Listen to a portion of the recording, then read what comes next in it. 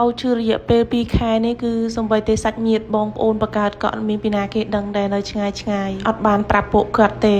ដល់2-3ថ្ងៃនេះអូចាប់ផ្ដើមឈឺធ្លាក់ខ្លួនឈឺខ្លាំងឈឺធ្ងន់តែម្ដងគាត់ហូបបបរឡើងរយៈពេល2ខែហើយសំបីតែមកពេញនេះគាត់អត់បានប្រាប់បងប្អូនណាដែរប្រាប់តែបងប្អូននៅចិត្តក៏អរគុណសម្រាប់អ៊ំពូមីងដែលតែងតែស្រឡាញ់ចុះចិត្តនិង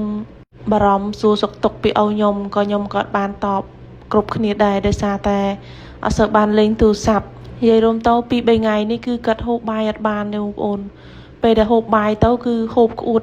តផឹកទឹកក៏អត់បានហូបបាយក៏អត់បានសំបីតែមកតាមឡានពីម្សិលធ្វើទុកតាំងពីទីរួមខេត្តព្រះវិហាររហូតមកដល់ភ្នំពេញតែម្ដងឲ្យតែថាផឹកទឹកដឹងតែក្អួតមកវិញនិយាយទៅក្អួតផុតទៅផ្លូវតែម្ដងខ្ញុំម្នាក់គឺបន់ឲ្យទៅដល់ពេញទេដោយសារតែភ័យបន់ឲ្យទៅដល់ពេទ្យអូគាត់ធ្វើទុកខ្លាំងម្សិលមិញគឺធ្វើទុកខ្លាំងសំបីតែឈប់ហូបបាយនឹងកំពុងធំនេះក៏ហូបគ្រប់គ្នាគេហូបគ្រប់គ្នាប៉ុន្តែគាត់ហូបអត់បានទេបបរក៏គាត់ហូបអត់បានបាយក៏គាត់ហូបអត់បានយំទៅសំបីតែទឹកក៏ផឹកអត់បានដែរតែផឹកដឹងតែក្អួតមកវិញដោយសារតែកាពះគាត់ធ្វើទុកខ្លាំងហើយអ៊ំពូមីងក៏សួរខ្ញុំទៀតថាអូខ្ញុំគាត់កើតជំងឺអីខ្ញុំក៏អត់ទាន់ដឹងដែរថាគាត់កើតជំងឺអីដោយសារតែអេកូទៅនៅខេត្តគេថាគាត់កើតជំងឺកាពះដល់ឥឡូវគាត់ធ្វើទុកខ្លាំងទៅខ្ញុំនាំគាត់មកពេទ្យរ៉ូស៊ីពេទ្យមន្ទីរពេទ្យខ្មែរសូវៀតគ្រាន់តែមកដល់ពេទ្យភ្លាមគឺគេរុញចូលក្នុងបន្ទប់សង្គ្រោះបន្ទាន់តែម្ដងរងចាំអូឡើងតាំងពីម៉ោង4រហូតដល់ម៉ោង7យប់បានគាត់ចេញពីបន្ទប់សង្គ្រោះបន្ទាន់តែក៏សំណាងដែរដោយសារតែនៅភ្នំពេញនេះមានបងខ្ញុំគាត់នៅភ្នំពេញដែរគ្រាន់តែចេញពីបន្ទប់សង្គ្រោះបន្ទាន់ភ្លាមអូគាត់ចាប់ផ្ដើមមានទឹកមុខស្រស់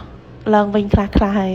មកពីផ្ទះនឹងបាន4នាក់ប្អូនម៉ែអូនិងខ្ញុំដល់ពេលមកដល់ភ្នំពេញនឹងបានបងនិងក្មួយមកលេងជំងឺអូខ្ញុំនេះមិនមែនថាគាត់អត់ឃ្លានតែឃ្លានគ្រាន់ថាគាត់ហូបអត់បានហូបទៅក្អួតមកវិញហូបទៅកាពះគាត់ធ្វើទុកហូបទៅដឹងតែដាក់អីចូលគឺមកវិញទាំងអស់ហូបអីអត់បានសោះរយៈពេល2ថ្ងៃទឹកក៏គាត់ហូបអត់បានលងស្លេកស្លាំងខ្លាំងមែនទៀតមកពីផ្ទះដល់ពេលនេះទឹកមុខគាត់រាំងស្រស់ស្រាយដោយសារតែគាត់ហូបបានប្រហែលជាពេទ្យគាត់ដាក់ថ្នាំអត់ដឹងថ្នាំអីទេបងប្អូនប៉ុន្តែដឹងត្រឹមថាឥឡូវនេះគាត់រាំងធូរខ្លះអត់ដូចកាលពីនៅផ្ទះទេអ្វីដែលសំខាន់ណាបបរហូបមួយចានគឺហូបអត់ឆ្អែតទេទាយកបបរ2ចានឥឡូវឲ្យគាត់ហូបដល់ទៅ2ចានហើយងាកឃ្លានដោយសារតែគាត់ហូបបបរឃើញអូហូបបាយចេះមានថាសុបាយចិត្តអរគុណអ៊ំពូមីងដែលតែងតែសួរសុខទុក្ខរោគនេះគឺអូខ្ញុំអត់ទាន់ដឹងថាគាត់កើតជំងឺអីពិតប្រាកដទេព្រោះនៅថ្ងៃច័ន្ទគឺបានដល់ថ្ងៃដែលត្រូវសុងកាពះ